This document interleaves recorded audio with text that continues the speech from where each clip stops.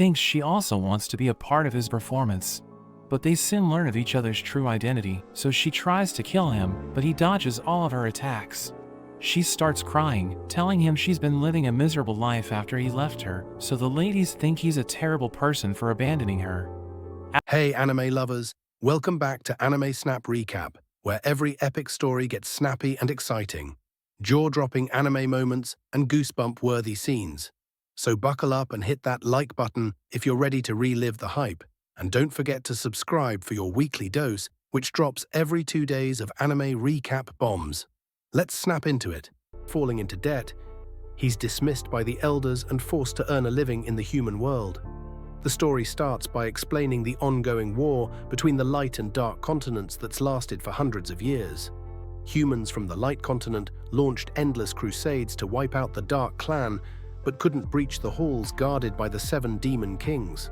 The strongest among them is the monarch of the first hall, named Merlin, and we see him writing his weekly report but struggling to concentrate because the battle is happening just outside his palace. His sister Lilith uses charm magic to make humans fight each other, but one knight suddenly attacks her and sends her crashing to the ground. The humans stop fighting each other, and the knight introduces herself as Alice, the 233rd hero of the kingdom. Lilith realizes her magic failed because Alice is a girl, and she teases her, calling her cute. Alice pushes her away and charges, but Lilith kicks her aside. She struggles to land a hit, and Lilith mocks her weakness, so Alice decides to show her true power. Lilith attacks, but she's shocked when her dragon tendon whip shatters on Alice's sword. She realizes the holy sword light anthem can't be touched by dark creatures like her, and attacks Lilith with magic. Lilith manages to block it, but Alice suddenly rushes in and captures her. The soldiers cheer for Alice, but Merlin hears the commotion and wonders what's happening outside. Alice asks her master Sage to order her to attack the Demon King's palace, but he refuses and summons a giant monster whale. He calls it humanity's ultimate weapon because it can destroy everything with one blow. Alice believes they should just kill the Demon King, but Sage insists all demons must die. He's convinced because he's the only survivor from facing the Demon King before. He unleashes his ultimate attack to wipe out the demons, but Merlin appears, protects them, and accidentally falls on Alice. Lilith hugs him, saying they bullied her, while Alice tells him to watch where he lands. He wonders who she is, and Lilith calls her a useless hero, but Merlin knows Lilith lost to her. Lilith claims she was just careless. Alice wants to fight him, but he flicks her away easily. Sage calls him his nemesis, but Merlin doesn't even remember him. So Sage reminds him he survived after facing him. Merlin finally remembers him begging for his life and says he let him go after he promised to sacrifice his men. Everyone is shocked, but Sage denies it, claiming he's fighting for humanity's glory and justice.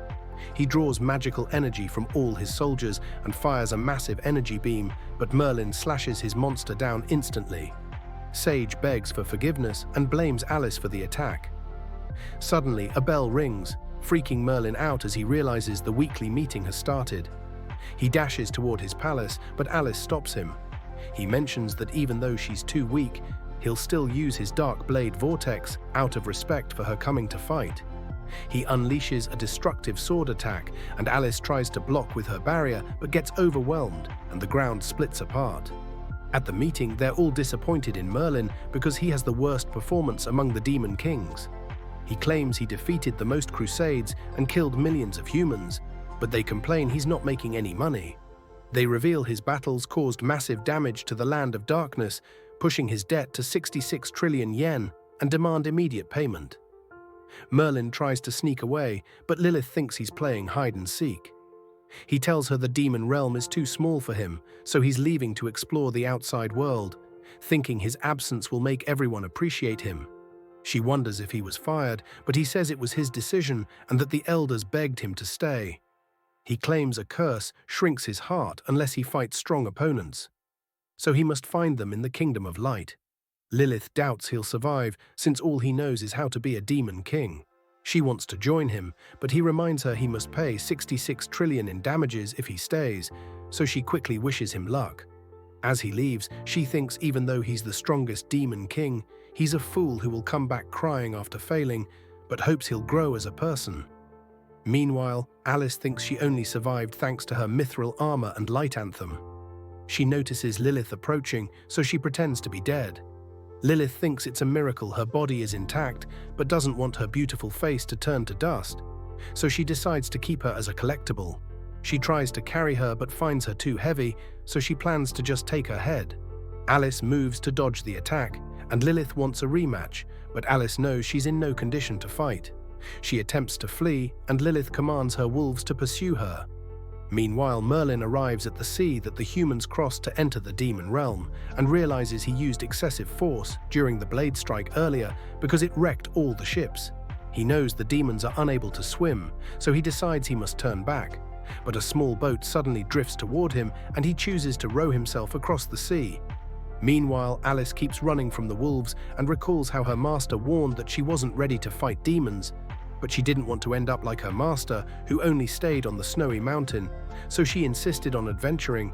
She starts crying, realizing that the outside world is terrifying, and thinks she must improve her skills. Once she returns, she defeats one of the wolves and feels relieved because only a single elite beast remains, but it abruptly evolves into its final form, which terrifies her.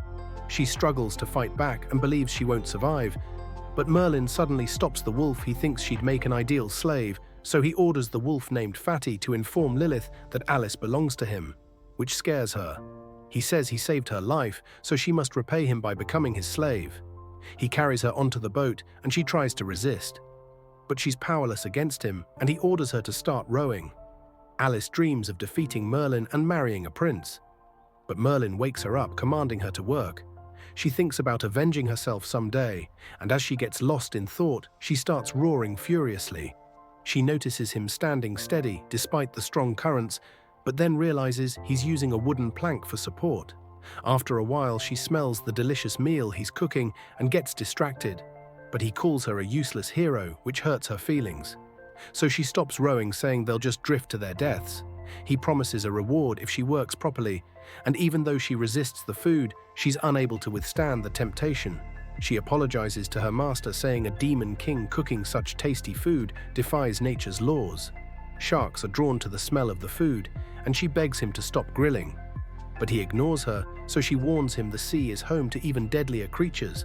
He points behind her and she panics, seeing a shark nearby, but he drives it off using Conqueror's hockey.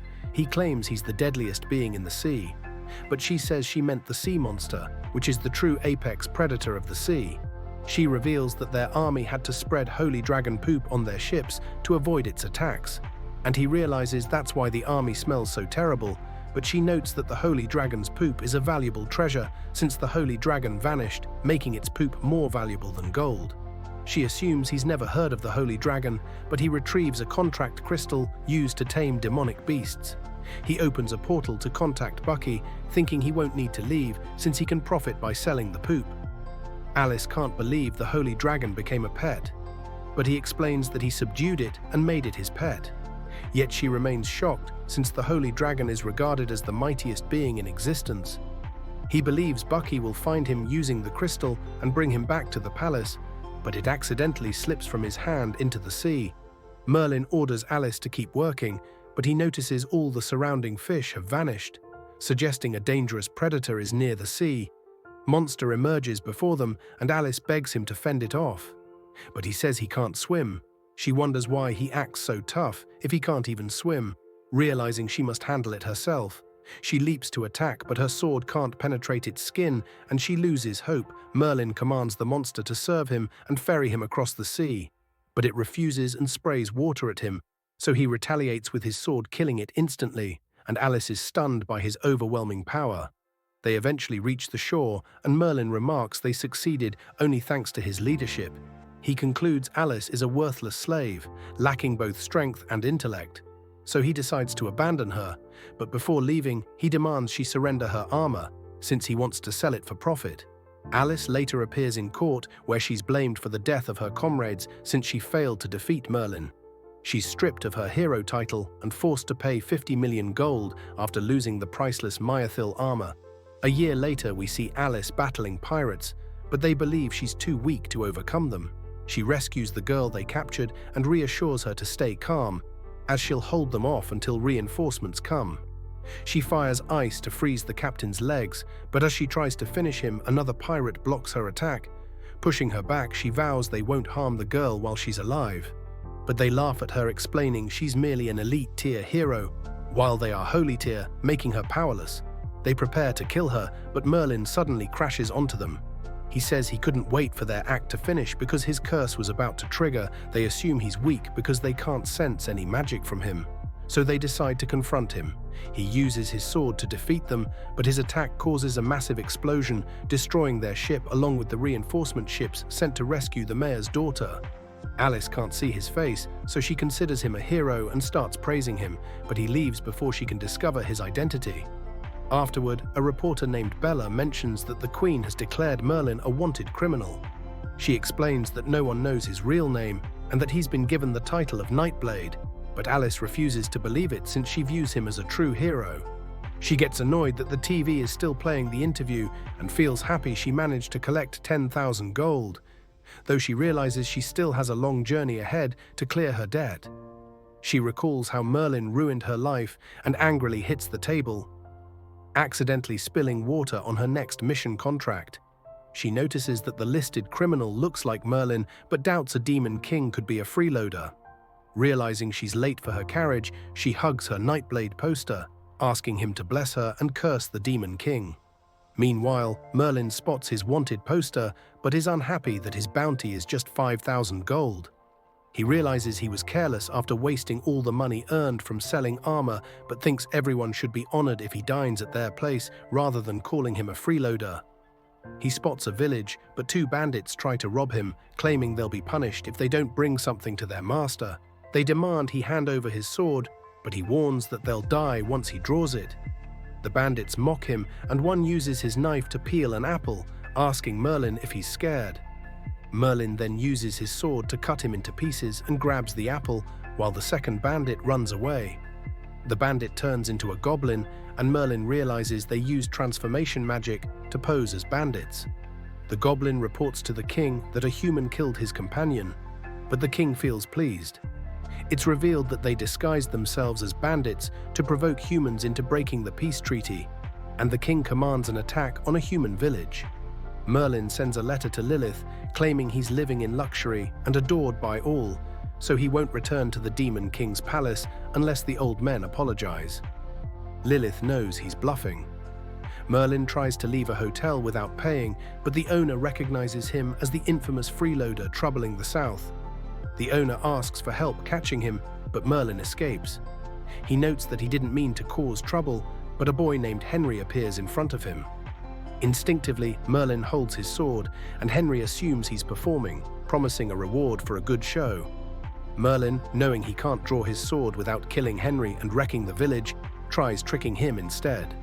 Henry gets upset and calls him a useless bum, prompting Merlin to angrily throw away Henry's ice cream, making him cry.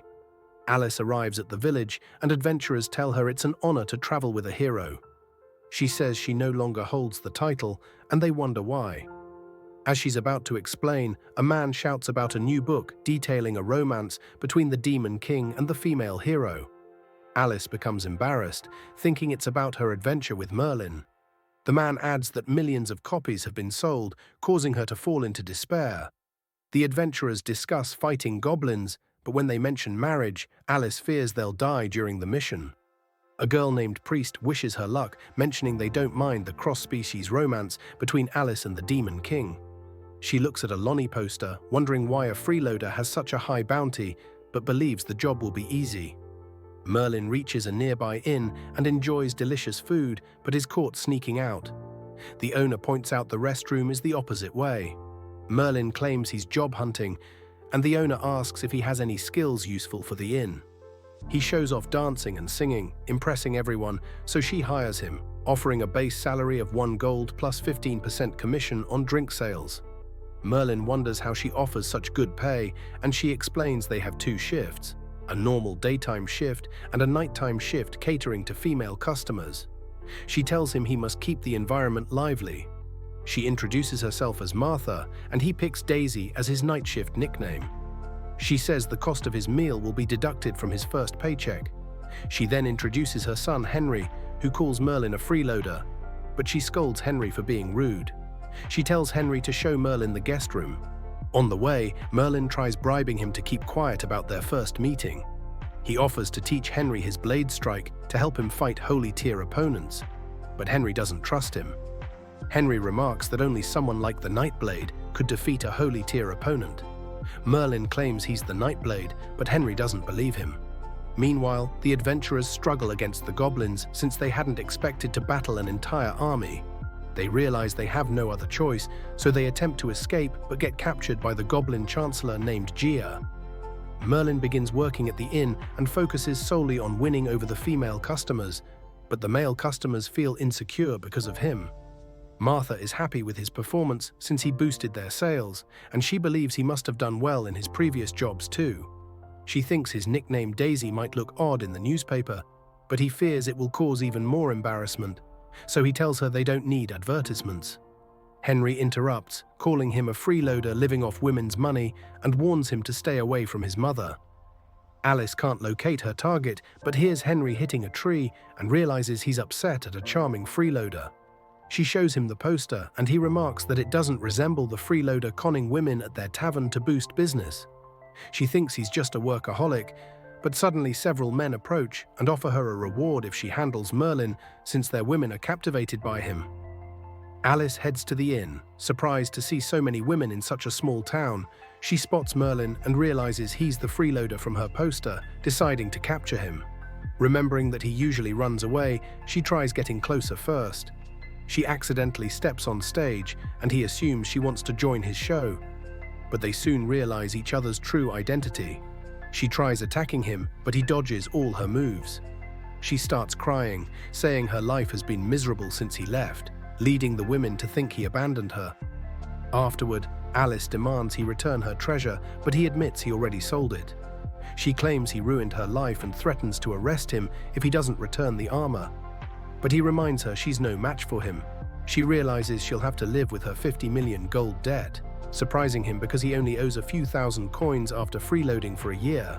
She explains she had to join the Adventurers Guild and fight holy tier enemies to repay it, making him excited as he asks how he can become an adventurer. She tells him he needs a referral, but when he asks for hers, she declines. Meanwhile, Henry wanders the city, but guards tell him to go home because Martha will worry. He says he doesn't want to see the freeloader, and the adventurer who left to battle the goblins appears. He asks the guards to open the gate, but they refuse since it's nighttime. He explains that his friends are dead and he's injured, convincing them to open it, only for goblins to storm inside. He asks Gia to free his fiancée as promised, but she says he has no right to negotiate since he's just a slave. Alice wonders why the Demon King wants to be an adventurer and gets frustrated that she can't claim her reward since no one can catch him. Goblins attack the inn, but Merlin realizes they aren't customers and kicks them out, impressing the ladies. Martha fears for her son and rushes out to find him, leaving the tavern to Merlin. As more goblins appear, he easily handles them and keeps working like nothing happened. Realizing he won't get paid if something happens to Martha, he sets off to find her. Meanwhile, Martha searches for Henry, and a man warns her there are goblins everywhere after saying he saw Henry near the gate. She still goes looking and calls out, drawing the monster's attention, and they capture her. Henry sees this, but is too scared to move. Merlin walks around, thinking the village feels as chaotic as the Dark Realm. Goblins attack him, but he doesn't want to waste energy fighting weaklings who can't lift his curse. Still, he cuts them down. Alice sees him and suspects he's working with the goblins, but he clarifies that he would never team up with such low-tier creatures. She says if he isn't with them, he should help her fight, but he refuses since he isn't a villager. She reminds him that adventurers must protect villages, but he says he won't do it without payment. She says she has no money, so he tells her to step aside because he must find Martha. Alice believes she can save the village alone and uses her ice magic to freeze the goblins. Gia observes, thinking Alice can't stop her surprise attack, but Alice shocks her with a powerful kick.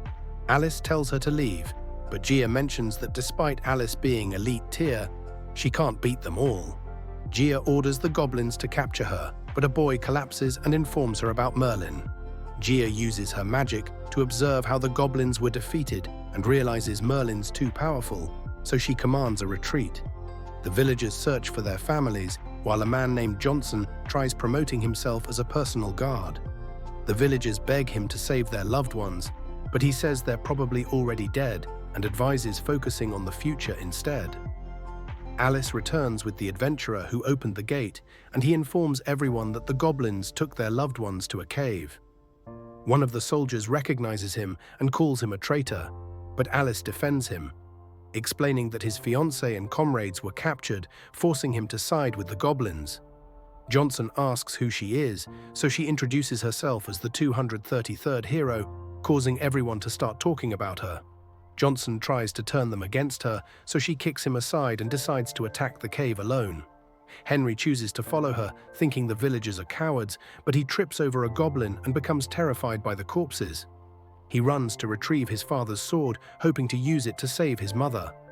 The unconscious goblins wake up, and although Henry tries to fight them, he is quickly defeated. They're about to finish him off when Merlin arrives, saving him and warning that they're the reason he has to work overtime. Henry tries to leave with the sword, but Merlin tells him to stay home. However, Henry insists on rescuing his mother. Merlin thinks he's always getting into trouble, but remembering when he fought to save his sister, he decides to help Henry.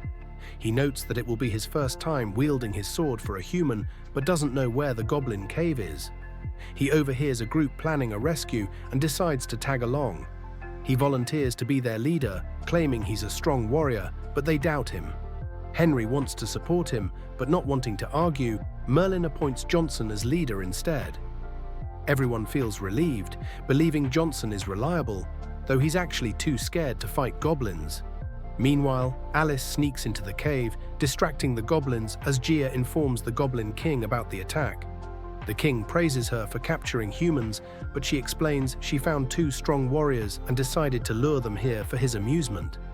The villagers finally reach the Goblin Cave. Johnson trembles with fear while Henry charges at the goblins, but Merlin stops him, knowing it's a trap. Gia activates a fire barrier, warning them to surrender if they want to survive. Merlin walks through it, worrying Henry, but he notes that it's nothing compared to the magma beneath his home. Gia boasts that even holy tier warriors can't break her fire, but Merlin suddenly appears behind her, shocking her. He refuses to reveal his real identity and simply calls himself Daisy, charming the goblins. He takes Gia's hand and asks her to release Martha, but she refuses and tries to burn him with her magic, which he easily neutralizes, revealing his hidden strength. She uses her ultimate move, surrounding him with flames, but a sneeze from him sends all the goblins flying. She wonders if he's a monster, but he casually flicks her into a mountain. As the fire disappears, Johnson can't believe Merlin defeated Gia, an elite tier mage. As they enter the cave, they notice his silhouette resembles the Nightblade. Meanwhile, Alice frees the prisoners but is spotted by goblins. She tells Priest to lead the escape while she fights them. She defeats the goblins but accidentally enters the king's hall, where the Goblin King awaits. He reveals Gia planned for him to fight one of the intruders while she handled the other. She realizes he's a holy tier warrior and expects him to rely on brute force, but he surprises her with his speed, shattering her ice shield. Merlin searches for Martha but gets lost in the cave due to the many paths. The Goblin King tries to grab Alice, but she dodges and cuts his arm, impressing him, knowing he already broke her bones earlier. He considers her insignificant, but she recalls her master's lesson that underestimating opponents can be deadly. Though he captures her, she breaks free, using a massive ice sword and lands a heavy combo. Thinking she won, she realizes he was just pretending to be defeated to enjoy her despair. He heals himself, transforms his body, and punches her across the room. Meanwhile, Priest and the others try escaping, but encounter a figure ahead. They fear it's goblins, but are relieved to find it's Merlin.